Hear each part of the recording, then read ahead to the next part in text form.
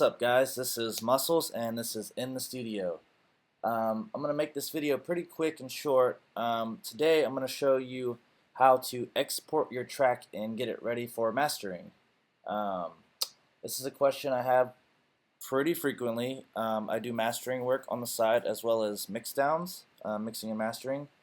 And a lot of times people ask that aren't familiar with the process, how do I export my file? What's the correct way, etc.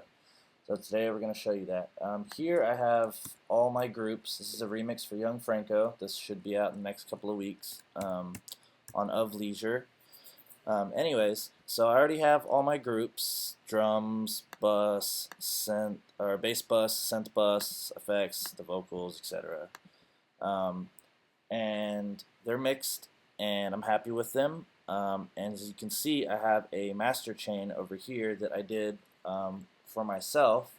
So, something I can play out till I got my master back, which I already have.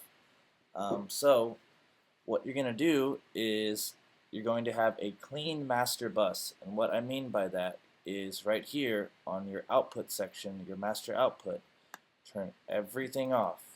No compressor, no multiband, no limiter, no exciters. This is a mid-side EQ right here. Nothing. You want it completely clean. And as you can see, my output was at 0 because it was a mastered file, and so I had it at 0. What you want to do is make sure that you bring down your master output far enough so that way your peak volume, meaning, so you can see right here, this is peaking, so it's at 9.3. It'll peak louder at some point, I'm sure, because the track gets louder.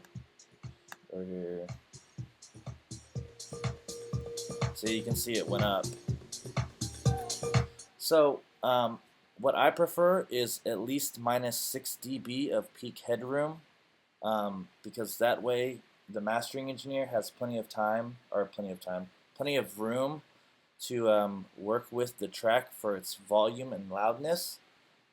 So you can always make something louder while keeping the dynamic range, the integrity of it, but you can't make it quieter if the file's already louder without squashing it. All the integrity will be gone.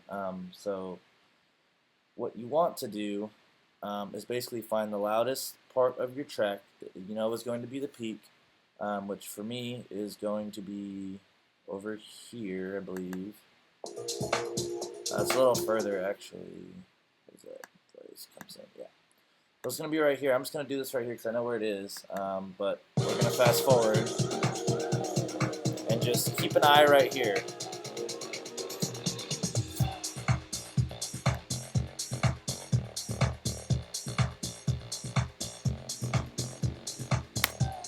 So minus 8.3 is where the peak is, and that's the loudest part of the track.